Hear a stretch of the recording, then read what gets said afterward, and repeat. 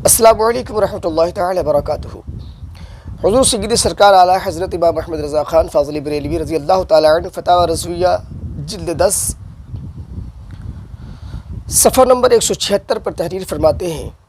زکوٰۃ اعظم فروض دین و اہم ارکان اسلام سے ہے، اسی لیے قرآن عظیم میں نماز کے ساتھ 32 مرتبہ زکوٰۃ کا ذکر اللہ تبارک و تعالیٰ نے فرمایا ہے اور طرح طرح سے بندوں کو اس فرض اہم کی طرف بلایا ہے، اور صاف فرما دیا کہ کبھی یہ نہ سمجھنا کہ زکوٰۃ دی تو مال میں سے اتنا کم ہو گیا،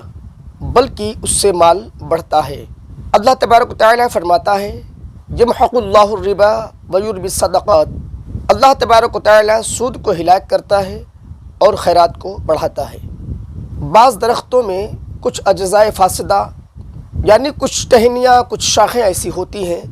کہ جن کی وجہ سے پیڑ کے اٹھان کو، اس کی ترقی کو روک دیتی ہیں۔ جو بیوقوف ہوگا ان ٹہنیوں کو اور ان شاخوں کو نہیں کاٹے گا کہ میرے پیڑ سے اتنا کم ہو جائے گا، لیکن عقل مند تو جانتا ہے کہ ان ٹہنیوں اور ان شاخوں کو کاٹنے سے یہ پودا لہلہا کر درخت بنے گا، ورنہ یوں ہی مرجھا کر رہ جائے گا۔ یہی حساب زکاتی مال کا ہے۔ حدیث میں حضور پر نور سید عالم صلی اللہ تعالیٰ علیہ وسلم فرماتے ہیں، زکوٰۃ کا مال جس میں ملا ہوگا اسے تباہ و برباد کر دے گا۔ ایک اور حدیث میں ہے کہ خشکی اور تری میں جو مال تباہ و برباد ہوا وہ زکوٰۃ نہ دینے کی وجہ سے تباہ و برباد ہوا۔ ایک اور حدیث میں ہے کہ جس نے اپنے مال کی زکوٰۃ ادا کر دیا، اللہ تبارک و تعالیٰ نے اس کے مال کے شر کو دور کر دیا۔ اور ایک حدیث میں ہے کہ اپنے مالوں کو زکوٰۃ دے کر مضبوط قلعوں میں کر لو اور اپنے بیماروں کا علاج خیرات سے کرو۔ حضور سید سرکار اعلیٰ حضرت مزید فرماتے ہیں، اے عزیز، ایک بے عقل اور گوار کو دیکھ،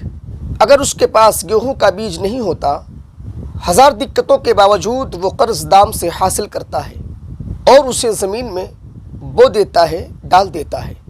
اس وقت تو وہ اپنے ہاتھوں سے مٹی میں ملا دیا، مگر امید لگی ہے کہ اگر خدا چاہے تو یہ کھونا بہت کچھ پانا ہو جائے گا،